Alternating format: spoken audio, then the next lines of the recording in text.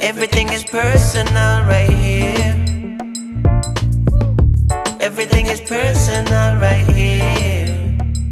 Ladies and gentlemen, boys and girls, welcome to another episode of Everything is Personal. And today our guest is Michael Jacobson. How you doing, Michael? How you doing, man? I'm great. I mean, you have such a fascinating journey, and I have so many linear questions, but I don't think it's going to be a linear conversation. I think we're going to be hopping back and forth. So I wanted to, just so I can frame this for people, I wanted to ask about your accident first. So maybe we can kind of talk about that. If you can take us back to the moment of your accident, just kind of describe what you remember before and what happened, and maybe we can kind of start from there. We're diving right in, ain't we? My wife was actually in the hospital. She had particulate pneumonia. I was a juvenile corrections officer at the time. And I had just left the hospital. I was on my motorcycle. It was 1100 big bike. And I was leaving the hospital on a strip of road, 8-lane, 4 lanes on either side, that goes down to 2 lanes down on either side. And traffic was going around 50, 55. There was 3 car lengths ahead of me. I was actually heading to go switch vehicles because I had to go pick up my daughter. At the time, you know, she was in daycare. So we're also talking 18 years ago.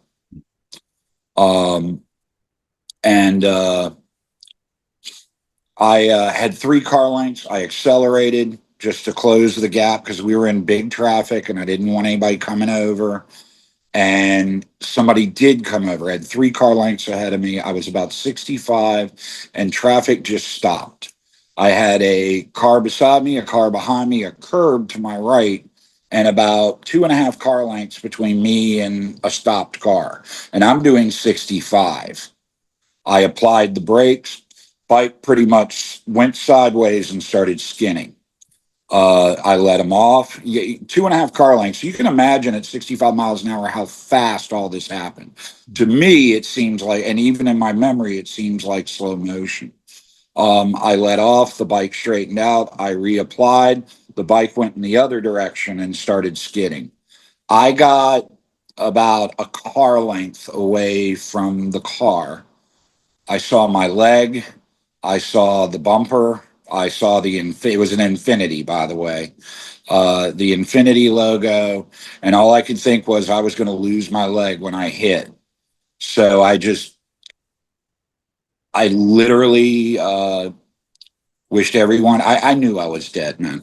I mean, at that point, I was doing whatever I could to try to not, but in that moment, I mean, I wished everybody I loved goodbye, said my children's names, said my wife's, you know, and told them in my head. And then I just turned the handlebars, laid the bike down. No, I don't really remember anything after that. God is really kind of, and I'm not a religious person, but you know, there's some mercy there that I don't remember. But I flew through the air like a bullet, never hitting pavement, about 10 or 15 feet, and I slammed into the bumper with my left side into the car at what they estimate is 55 miles an hour. I had a neurologist in the very beginning. I had to learn how to walk. I was not really crawling, but I was stumbling around. The first few years were really, really rough. I had a neurologist explain to me that the human body has to fall 10 stories before it reaches 55 miles an hour. My entire left rib cage, front and back on the left side, is pulverized. I don't have any bone here all the way back, front or back, that's bigger than maybe this big. If they do an x-ray now, they think, unless they're an experienced radiologist, they think I just fractured all my ribs. Again, like they're crushed. Yeah. I have 4 ribs on my sternum that are separated. and every time I breathe, cartilage rubs together. So I'm actually in 7 to 9 pain levels every second of my life, but I'm 18 years in. So the first 5 or 6 years, I was very suicidal. I can't describe to you. I've Well, just can I accepted. ask you, a question like mindset wise? Because that's going forward, and I want to ask Yeah, that yeah, yeah, again. yeah. But in the moment, like when you wake up from the accident, from this crash, there's a certain mindset, right? Like I No, just want to no, kind of, that's a horror story. yeah, I'll yeah. tell you what Tell me happened. about that. I'm curious. Um, God, we're going down the rabbit holes. Um, so I woke up actually in the ambulance. I don't remember. I couldn't see anything. I couldn't, but I woke up and I could hear people, and they knew I was awake because they started talking to me and they asked me if I knew where I was. And I said no. And they said, "You're in an ambulance. You've been in a wreck." And I said, "Somebody needs to go get my daughter," and yelled out my wife's cell number. She's in the hospital, like in a room in the hospital. Um, and then that's the last thing I remember till about 16 hours later. I woke up in a room um, in the worst pain in my life. And I have a very high tolerance to pain. My S1 is blown, and I'm the ejections are on my sciatica. You know, you'll see me the whole hour here. I won't squirm. I won't. It's I have a very high tolerance, always have. To give you an example, before my accident, I sat 15 hours for a tattoo and went back the very next day, and they worked on the same tattoo that had been worked on 15 hours the day before to finish it, dude, 4 more hours. Throw out a shout out, Mike Ivy at Journey's End Tattoo did that. I mean, for people who don't understand that, because I'll It's a back unpack it. piece. So, Yeah, I yeah. mean, that's where your trauma is, and you want to let that rest before No, you this was tattoo. before that. Yeah. Oh, yeah, about No. going I in the meant the next tattoo day. is, yeah, to back. It's already inflamed. You want to leave that alone, but you went back He had for to that. finish some color, Yeah. and it wasn't. It's a color piece. If you've ever read Robert Jordan's Wheel of Time series, the first book, Eye of the World, Yeah. it's that whole cover on my back. So it's actually a beautiful piece. Yeah. And this was done before that series ever became possible. Yeah. You know, that I was 21, and I'm that Yeah. was 20 no 34 years ago. Oh wow. So yeah, high tolerance to pain. Um, So you woke up in a lot of I pain. woke up in the hospital though in the worst pain. Hmm. You hear my voice. I worked in clubs where I cleared out 3,000 people yelling over music, and I for 6 years I made a living as running security for nightclubs and working at concerts. So you hear my voice. I've got that drill sergeant. So I am yelling and screaming at nurses and doctors in the worst. I mean, I was horrible, I admit it.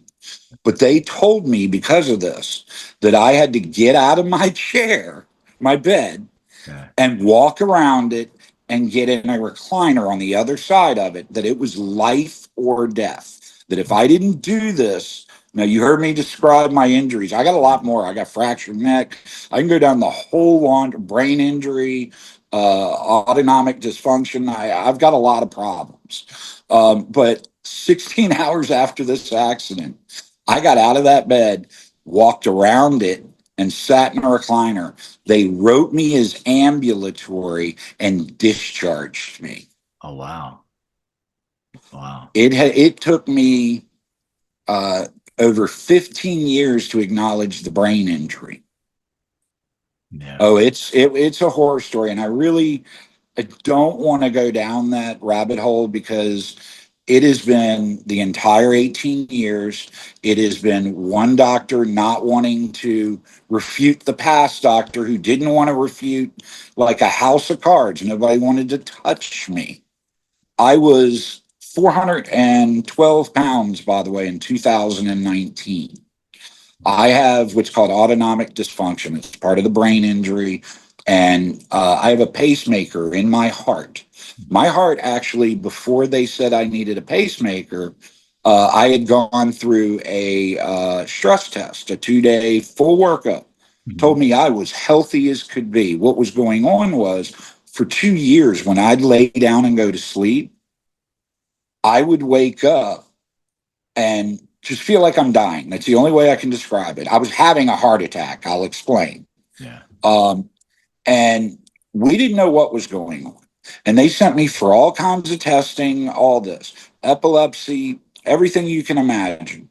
And finally, after the heart workup that I tell you about, the stress test, where I came back healthy as a horse, the doctor literally told me that it was all in my head and I needed to see a psychotherapist. Wow. I went to a neurologist. My insurance does not require a referral. I made an appointment with a neurologist, did not tell him any of the past history, just told him what I was dealing with at home. So he didn't read any medical records, and he hooked me up in his office, came back in. I laid in that office for an hour, and when I go to sleep, I didn't actually sleep, but when these attacks start, if I'm awake, they feel like a panic attack coming on, like a physical panic attack coming on. It did have that. If I sit up, it went away. So they literally off that, I get a call on the way home, and he tells me that they're going to put me in the hospital for a week-long observation. Wires hooked up to my head, my body, this contraption that followed, looks like something out of Star Wars, follows me all over the room. And I was there one night. And just to backstep, for 2 years, man, see this recliner? I'm sitting in a recliner. It's the most comfortable thing I'm in. For 2 years, I slept sitting up here because every time I slept falling to sleep, what I told you about waking up, feeling like you're dying. And what would actually happen is I'd wake up, feel like I was dying, yell help at the top of my lungs. My wife at 1 a.m., 2 a.m., you can imagine that in the middle of the night, dead asleep. And I would then, she said, because I'm out after the first help, she said I would continue for about 10 seconds to yell help and then start hyperventilating. And and this all went on in about 20 seconds. So we're not talking minutes of it. When I'd start hyperventilating is when I'd start coming around. Well, we noticed that if I slept sitting up, like in a car or in the recliner, it didn't happen. I'll explain what was going on. We thought it might be a nerve, that I was pinching a nerve, you get the idea. Yeah. So they put me into the observation in the hospital. After the first night, and I lay down, I sleep, and I have a couple of events. The doctor comes in and he goes, did you know that when you go to sleep, your heart stops for 40 to 60 seconds? No. He said, yeah. Now, at the time, they weren't acknowledging my brain injury. So I had a cardiologist come in and go, so we're going to put a pacemaker in your heart because you've got heart disease from untreated sleep apnea. They had done a sleep apnea thing on me where they put a device on me I slept with at home. Well, when my heart's stopping, that device is picking that up as breathing. So it wasn't sleep apnea. I told that doctor after, because it was his practice that did the stress test. I basically told him where he could go. He came in and said, so we're doing this. And I said, the F you are, like in those words. Yeah. And because I was going to get a second opinion. By the way, Michael, you're allowed to curse on this podcast. Oh, okay. Well, the fuck you were. You are. So I went and saw another neurologist. Got out of the hospital, went and saw another neurologist. Now, again, we hadn't gotten to the brain injury and autonomic dysfunction. We didn't know any of that. There were things that screamed autonomic dysfunction, but doctors, when I explained it to them, like I have a swallowing thing where my throat muscles forget how to work. So food just bobbles. It's painful. It hurts. just bobbles in my throat up and down for about 20 seconds, 30 seconds. It's not fun. But that's been going on from the beginning. Things where I overeat, where I get distended stomach and feel like I'm just going to pass out. Like literally, I can't keep my eyes open. It's part of at least my autonomic dysfunction. It's been going on. That's been going on from the beginning. So the heart thing has been since 2017 is about when that started. And again, I was 412 pounds at that point. The only thing that didn't hurt was eating. I was in really good shape when I was a juvenile, doing where my body was my job. But after my accident, the only thing that didn't hurt was to eat. Yeah. So made you feel good too. And you got dopamine release from that. And, I was also, cycle. now, I was also on narcotics for 6 years. I was on, I had smoked cannabis my whole life. I'm autistic, as I've explained to you in the past. I have ADHD with exceptionality, diagnosed in the 2nd grade. I'm an institution kid. I'm not somebody who self-diagnosed off the internet. I got a story to tell there, so to speak. But, so I do have a brain injury, man. Yeah, you're on narcotics and you've been consuming. Thank you. Yeah. That's the problem, by the way, with my memory lapses. The memories are there. It's accessing. I got you, man. You reminded me. I grabbed it back. Yeah. So please, if you can do that, if I stop and that will get me back on track. Cool. So yeah, I was on. Like I said, I'd always smoked cannabis. After my accident, I stopped because my lungs are messed up. I've got a crush, all that. I was on 180 milligrams of oxycodone a day, 60 milligrams 3 times a day, 32 milligrams of Dilaudid, 8 milligrams 4 times a day, and I wore a 0.25 microgram fentanyl patch that got changed every 3 days. And I was on all this at once. Now, I functioned and could talk just like I'm dealing with you now, because I don't know the validity of this, but I was in an institution called Psychiatric Institute of Richmond. And one of the things they told me was, because of my ADHD with exceptionality, and because autistic and I have what they call a reverse metabolism, I'm very resistant to all kinds of drugs. So you're probably a slow metabolizer on some of them too, or maybe an ultra rapid metabolizer where you metabolize them really, really quickly, and then you just pee it out and create expensive urine. So your dosage has to be higher because you metabolize rapidly. Well, my parents, when I was there, had to sign all kinds of waivers because, they were trying imipramine for ADHD back then, and which is an antidepressant, and they were giving me 1,000 milligrams a day, and my parents had to sign a waiver because it wasn't affecting me. I've done a lot. I was homeless. I've done probably every drug there is. At some point, I stopped that when I had kids. Your world perspective changes. Had my first kid at 19. So, let me see if I can get back. Well, I want to go back to I want to start with your origin story too, because I moved into the accent so I can kind of frame it and let people know where you are and why. But I want to go back to sort of, you're talking about family and where you grew up. So where did you grow up? I actually grew up in Richmond, Virginia, in Henrico County. I grew up in a circle of homes, of townhouses. There were 60. There was apartment complexes all around us. I had a school literally in my backyard. The backyards of these townhomes were literally like 15 feet by 15 feet and walled in. You walked out of that, looked, and you were looking down a hill, okay? And about 50 yards down a hill and then a straight was the blacktop to the school. So I grew up actually in my grade school years with a baseball diamond, a big football field, a not football like we think now where it's a dedicated stadium. It was all one just huge field, and then there were woods all behind it. Got So, it. and we had thousands of acres of woods in the Wow. 70s behind that. So So were your parents together? Do you have siblings?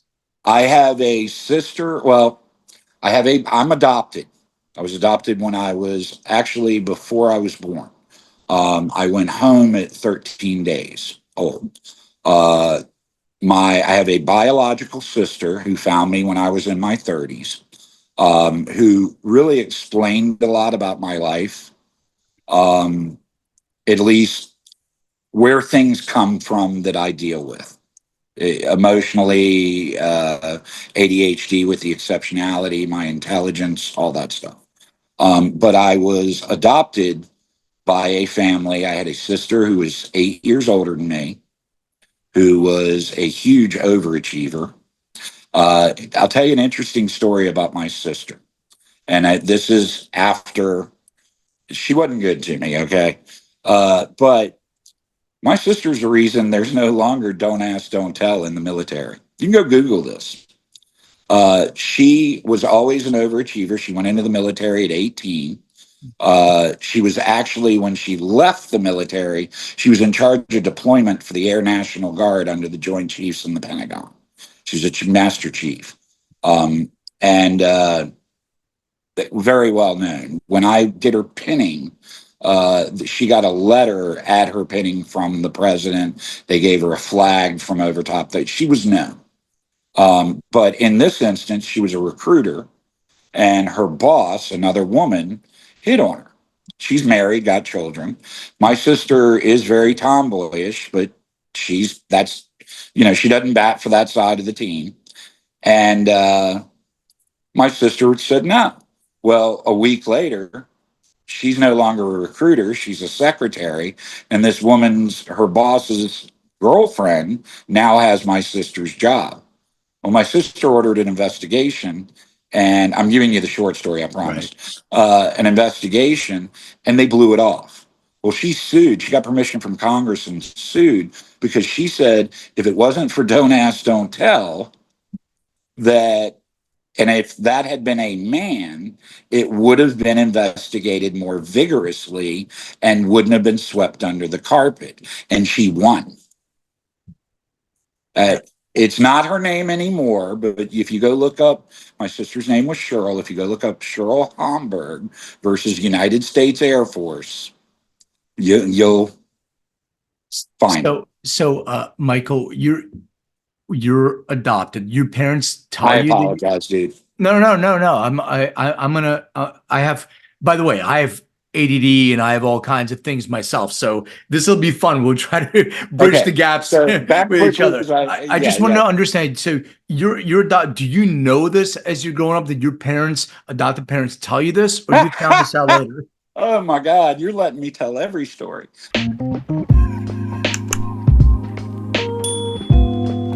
Hey everyone, thank you for watching and listening. And don't forget to hit the subscribe button, share this episode, and hit that bell. Like, comment, I so appreciate that. And check me out on social under Len May or Len May DNA. Find out more on LinkedIn or lenmaycoaching.com. And remember, everything is personal.